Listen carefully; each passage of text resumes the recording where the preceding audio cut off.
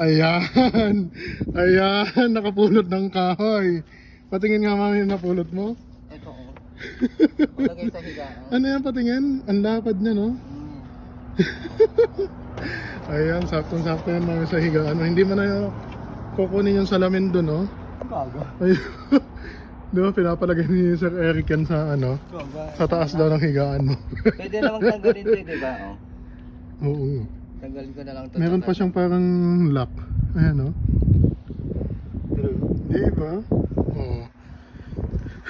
Mami. Napunta ng bakala tapos namulot ng kahoy. Ayan, no? Tara na. Bye-bye.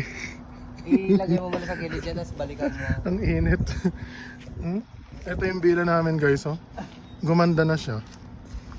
Doon kami sa, yan, doon kami papasok. Bye bye.